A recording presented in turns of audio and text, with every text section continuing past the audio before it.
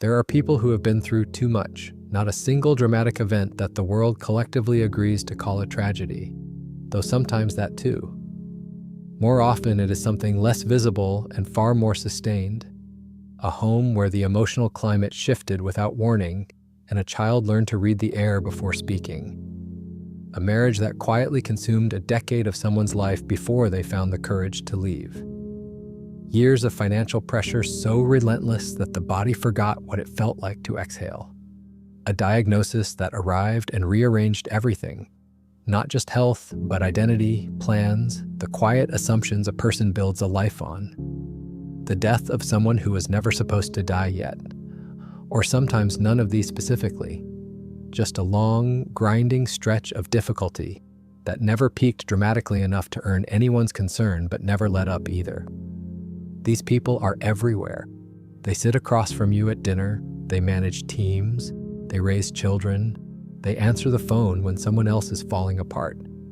Most of them are the steadiest person in whatever room they happen to be in, and the people around them have come to depend on this steadiness the way you depend on gravity.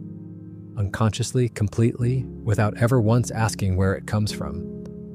And that is precisely the thing worth understanding. Because that steadiness, the composure, the capability, the way they absorb difficulty without visibly bending, is almost universally misread. People assume it is temperament, that some people are simply built calmer, stronger, more capable than others. That this is just who they are. It is not who they are, it is what they built. And they built it under conditions that most people have never had to endure. Out of materials they had to find entirely on their own, without instructions, without recognition, and almost always without anyone stopping long enough to ask what it was costing them. What follows is an attempt to describe these people accurately, how they were shaped, what they carry, what it costs, and what nearly everyone around them consistently gets wrong. Not to diagnose them, not to tell them what to do, just to finally get it right. Because the people who have been through too much have almost never had anyone get it right. When a person lives through sustained difficulty, and it does not matter whether that difficulty lasted months or decades, whether it had a name or never did, something happens inside them that most people will never understand unless it has happened to them. The brain reorganizes, not gradually, not with permission, and not in ways the person is aware of while it is happening. The entire system shifts its priorities. Comfort, happiness, connection, these get moved down the list. What moves to the top and stays there is one thing: keeping this person going. Whatever it takes, for as long as it takes. And so the machinery adapts. The part of them that reads people becomes extraordinarily precise. Not because they are naturally perceptive, but because there was a time in their life when reading a situation accurately was the difference between a manageable day and a devastating one. They learn to detect shifts in someone's mood from across a room. They learn to hear what was underneath a sentence, not just what was in it. They developed a sensitivity to emotional temperature that most people do not possess and cannot fully comprehend. And they did this the way a person learns any essential skill, through repetition, under pressure, with consequences for getting it wrong. At the same time, something else shifted that is harder to see from the outside. Their ability to genuinely stand down, to stop monitoring, stop processing, stop holding readiness in their body, that ability got quietly dismantled. Because at some point, their environment taught them that letting your guard down had a price. That the moments when everything seemed fine were sometimes the moments right before everything wasn't. And so even now, long after the original conditions have changed, something in them keeps running. A low, constant hum of alertness that they may not even notice anymore because it has been there for so long, it just feels like being alive. This is not a disorder. This is the nervous system doing exactly what it was designed to do under the conditions it was given. The human brain does not care about your comfort. It cares about your continuation. And when it determines, through lived experience, that the environment is unpredictable enough to warrant a permanent state of readiness, it builds that state, and it does not ask whether you want it. It simply installs it, and it runs. Every part of this, the sharpened awareness, the diminished capacity for genuine rest, the constant background processing that operates whether they want it to or not, All of it was the most intelligent response their system could have produced. It was adaptation of the highest order, constructed under conditions that demanded nothing less. Their mind and body looked at the situation they were in and said, "This is what survival requires." And then they built it, automatically, precisely, without recognition and without a single person stopping to acknowledge the engineering that was taking place. But that engineering, as extraordinary as it is, was designed for a specific environment. And environments change, which raises a question that most of these people have never been asked and have never thought to ask themselves. What happens when the machinery keeps running after the conditions it was built for no longer exist?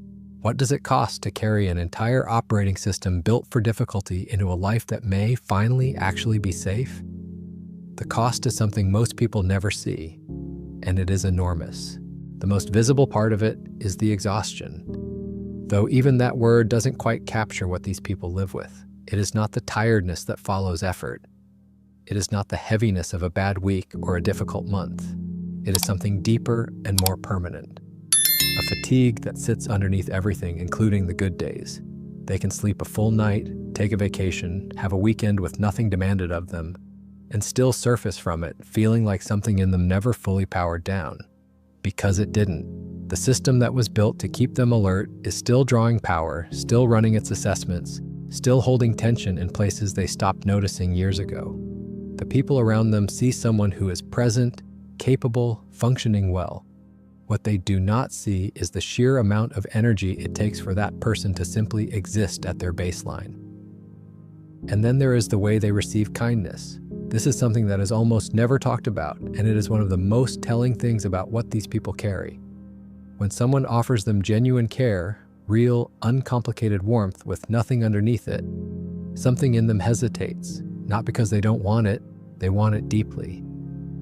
But their system was built in environments where good things were often conditional, where gentleness sometimes had a cost that arrived later, where letting someone in meant giving them something they could eventually use against you. And so when kindness arrives cleanly, simply, with nothing attached, a part of them cannot fully let it land.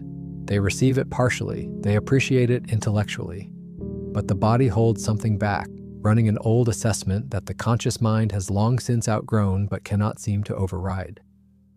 This same architecture shows up in the way they handle proximity to other people's pain. They are remarkably good at it. Someone around them is grieving, struggling, falling apart, and they are steady. They hold the space, they absorb the weight, they do not flinch, and they do not leave. People notice this about them. People depend on it. What is far less noticed is what happens in the reverse. When someone turns toward them with that same intention, when someone tries to sit with their difficulty, to hold their weight for a moment, something in them redirects the conversation. They minimize, they make a joke, they find a way to return the focus to the other person because that configuration, them holding, someone else being held, is the only one their system recognizes as structurally correct. The reverse was never part of the design, not because they chose it, because it was never offered during the time when the design was being built. Underneath all of this, the exhaustion, the guarded receiving, the one-directional capacity for holding, there is a grief that rarely gets spoken about because it does not attach to any single event. It is not the grief of losing someone, though many of them carry that too. It is the grief of losing access to parts of themselves that went quiet somewhere along the way. There was a time, or there should have been a time, when they could encounter something good and simply let it be good, when they could trust a calm moment without their system treating it as the prelude to something worse, when they could need someone and it didn't feel like handing over a liability. That version of them, whether it existed once and was slowly dismantled, or whether it never got the chance to fully form, is someone they carry a quiet mourning for that most people around them will never know about. C.S. Lewis, after losing his wife, wrote that grief felt nothing like he expected. He said it felt like fear, a physical disorientation, a kind of internal vertigo that arrived without warning in completely ordinary moments.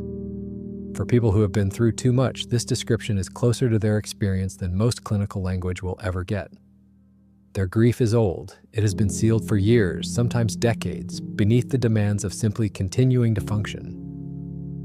And because it was never given space, because there was never a pause long enough to feel it, it does not arrive on schedule.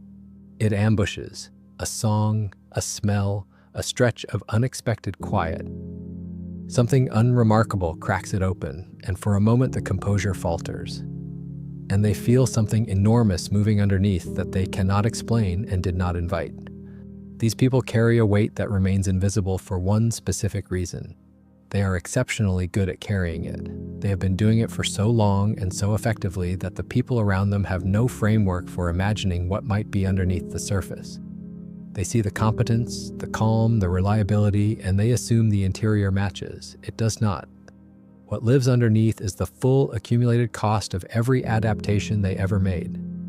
And because they have never been given the space to stop and measure that cost, because stopping was never something their circumstances allowed, they themselves may not fully grasp how much they are holding. They just know that something is always present, something heavy that has no name, no obvious source, and no moment of origin they can point to. It is simply there, the way gravity is there.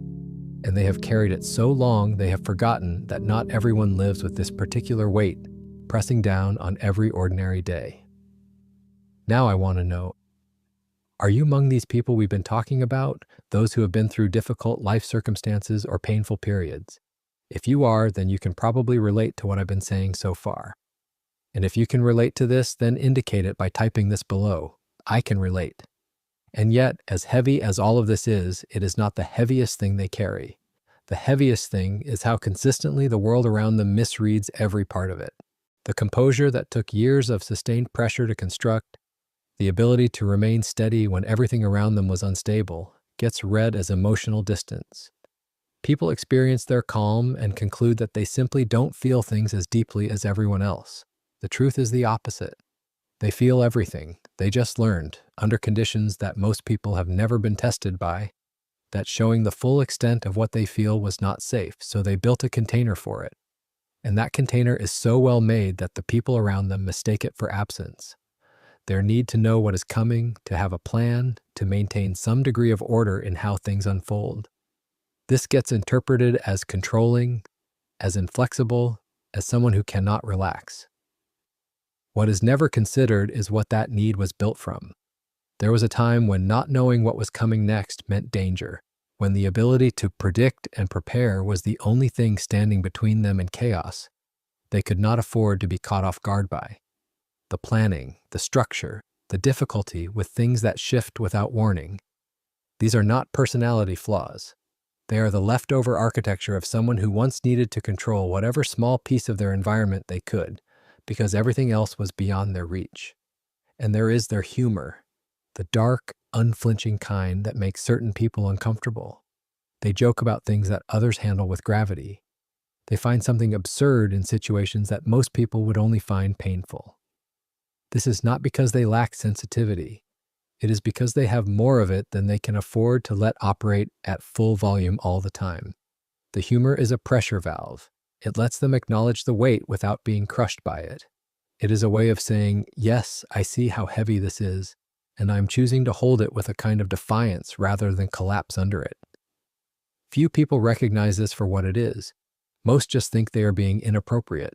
But the misreading that sits at the center of all the others, the one that quietly does the most damage over time, is the one built into their reliability itself. Because they showed up, because they handled things, because they managed crisis after crisis without visibly breaking, the people around them drew a conclusion that felt logical, but was entirely wrong. They concluded that this person was fine, that this was simply what they were built for, that their capacity to hold everything together meant that holding everything together did not cost them anything. And so they were given more responsibility, more emotional weight to carry for others, more situations where they were the one expected to remain steady while everyone else was allowed to feel the full force of what was happening. And at no point in this accumulation did anyone stop to ask whether they were carrying more than what was visible. Their strength was never met with recognition. It was met with additional demand. It was taken as evidence that they could absorb more, and so more was placed on them, and the cycle continued in silence. What the world has consistently failed to understand about these people is that every quality it misreads, the composure, the independence, the control, the humor, the seemingly infinite capacity to handle difficulty, is not evidence that they are fine. It is evidence of what they survived. Each one of these traits was forged under conditions that required a person to become more capable, more contained, and more self-sufficient than any situation should ever demand of someone. These are not the marks of someone who was born steady. These are the marks of someone who had no choice but to become steady, and who did it so well that the world forgot to look underneath. Everything described so far, the invisible weight, the misreadings, the adaptations that were built for survival, all of it was constructed for a reason, and the reason was real. But the question that remains is whether the reason is still current, whether the conditions that demanded all of this engineering are the same conditions these people are living in now. Because if they are not, and for many of them they are not, then something becomes possible that may have never occurred to them. The machinery they built was precise. It was the right machinery for what they were living through. But machinery does not observe context. It does not notice when the landscape has changed. It runs the same program in a peaceful room that it ran in a dangerous one because it was never given the signal that the danger ended. For many of these people, the danger did end, or at least shifted into something far less threatening than what originally built the system. But the system never received that update. And so it continues. The readiness, the monitoring, the tension held in places that no longer require it. The assessment of every kindness for its hidden cost, even when there is no cost. The performance of steadiness in spaces where steadiness is no longer the price of admission. This is where something important becomes visible. The same intelligence that built every one of these adaptations. The same capacity for reading situations, for engineering responses, for constructing whatever the moment required out of whatever materials were available. That intelligence did not disappear when the conditions changed. It is still there. It is still operating. It is just pointed at a set of threats that may no longer be active. And the brain, as it turns out, retains the ability to reshape itself long after the original shaping occurred.